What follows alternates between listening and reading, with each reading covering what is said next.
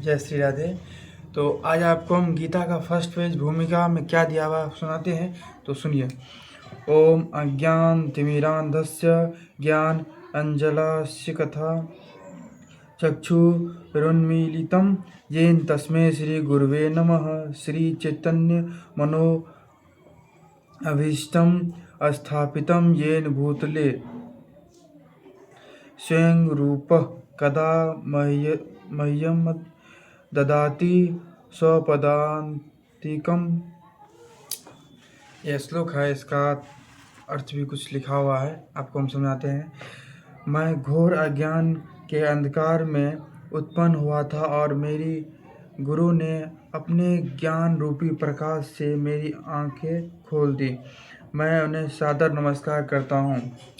शील रूप गोस्वामी प्रभुपाद अब मुझे अपने चरण कमलों में शरण प्रदान करेंगे, जिन्होंने इस जगत में भगवान चैतन्य की इच्छा की आपूर्ति के लिए प्रचार योजना की स्थापना की है। तो आप समझते हैं तो समझिए।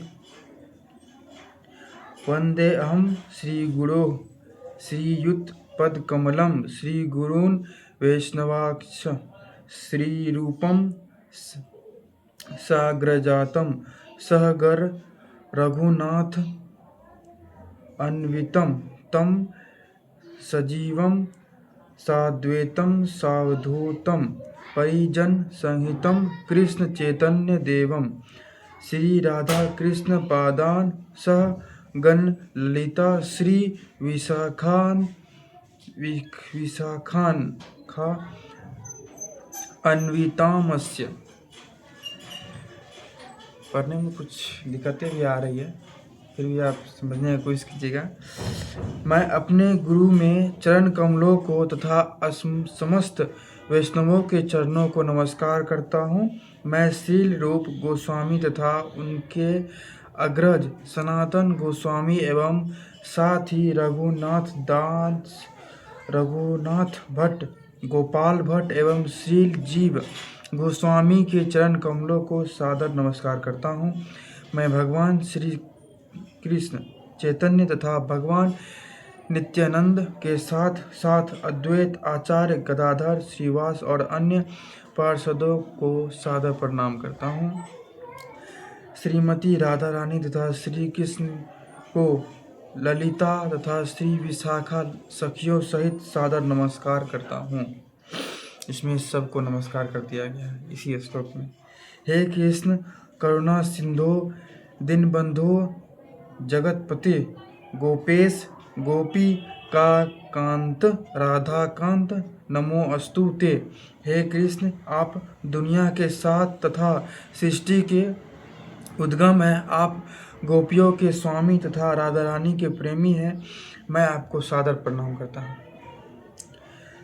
तप्त कांच नगोरांगी राधे विंदो वने स्वरी वृषभानु सुने सुते देवी प्रणमामि हरि प्रिय। मैं उन राधा रानी को प्रणाम करता हूँ जिनकी शारीरिक कांति पिघले सोने के सहस है, जो वृंदावन की महारानी है। आप राजा वृषभानु की पुत्री है और भगवान कृष्ण को अत्यंत प्रिय है। वांछा कल्प तरुभक्ष कृपा सिंधुभस्य एव च पतितानां पावनेभ्यो वैष्णवेभ्यो नमो नमः। मैं भगवान के समस्त वैष्णव भक्तों को सादर नमस्कार करता हूँ। वे कल्पवृक्ष के समान सबों की इच्छाएं पूर्ण करने में समर्थ है तथा पतित जीवात्माओं के प्रति अत्यंत दयालु है। श्री कृष्ण चैतन्य प्रभु नित्यानंद श्री अद्वैत गदाधर श्रीवासदि के भक्त वृंद। मैं श्री कृष्ण चैतन्य प्रभु नित्यानंद श्री अद्वैत गदाधर श्रीवास आदि समस्त भक्तों को सादर प्रणाम करता हूँ। इसके बाद लिखा है हरे कृष्ण कृष्ण कृष्ण हरे हरे हरे राम राम राम हरे हरे। इसके बारे में लिखा हुआ है भगवत गीता को गीतोपनिषद भी कहा जाता है। यह वैदिक ज्ञान का सार है और वैदिक साहित्य का सर्वाधिक महत्वपूर्ण उपनिषद है। निसंदेह भगवत गीता पर अंग्रेजी भाषा मानक भाष्य प्राप्त है, अतएव एक अन्य भाष्य की आवश्यकता के बारे में प्रश्न किया जा सकता है। इस प्रस्तुत संस्कृत का प्रयोग इस प्रकार बताया जा सकता है। हाल ही में एक अमीरी महिला ने मुझे भगवत गीता के एक अंग्रेजी अनुवाद की संतुष्टि चाही।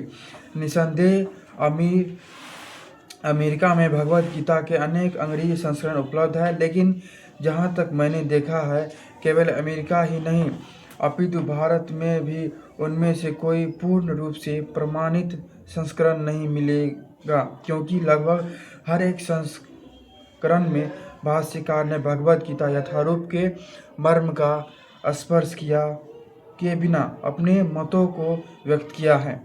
भगवत गीता का मर्म भगवत गीता में ही व्यक्त है।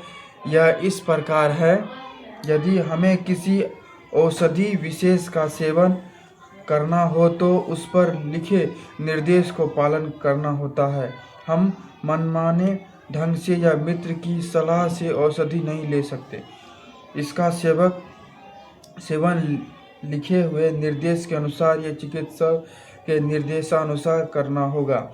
इसी कारण भगवत गीता को इसके वक्ता द्वारा दिए गए निर्देशानुसार ही ग्रहण या स्वीकार करना चाहिए। भगवत गीता के वक्ता भगवान श्री कृष्ण है। भगवत गीता के प्रत्येक पृष्ठ पर उनके उल्लेख भगवान के रूप में है। निसंदेह भगवान शब्द कभी कभी किसी भी अत्यंत शक्तिशाली व्यक्ति या किसी शक्तिशाली देवता के लिए प्रयुक्त होते हैं। यहाँ पर भगवान शब्द निश्चित रूप से भगवत श्री कृष्ण को एक महान व्यक्तित्व वाला बनाता है, किंतु साथ ही हमें यह जानना होगा कि भगवान श्री कृष्ण पूर्ण पुरुषोत्तम भगवान हैं। जैसे कि शंकराचार्य, रामानुजाचार्य, मध्वाचार्य, निम्बाकर स्वामी, श्री चैतन्य महाप्रभु तथा भारत के वैदिक ज्ञान के अन्य विद्वान आचार्यों ने पुष्टि की है। भगवान ने भी स्वयं भगवत गीता में अपने को परम विद्वान आचार्य ने पुरुषोत्तम भगवान कहा है और ब्रह्म संहिता में तथा अन्य पुरुषों में विशेषतया श्रीमद्भागवत गीता में जो भगवत पुराण के नाम से विख्यात है, वे इसी रूप में स्वीकार किए गए हैं। अतएव भगवत गीता हमें भगवान के जैसे बताए हैं वैसे ही स्वीकार करनी चाहिए। तो आपका कोई गुरु है तो उससे दक्षिणा लेकर आप स्वीकार करते हैं तो आपका इसका अच्छा ज्ञान मिलेगा। तो ये था पहला पेज, आपको हमने सुना दिया। कल इसके दूसरे पेज से हम शुरू करेंगे, वो आपको बताएंगे। तब तक के लिए राधे राधे। हमसे कुछ गलती हुई होगी तो माफ़ कर दीजिएगा। राधे राधे।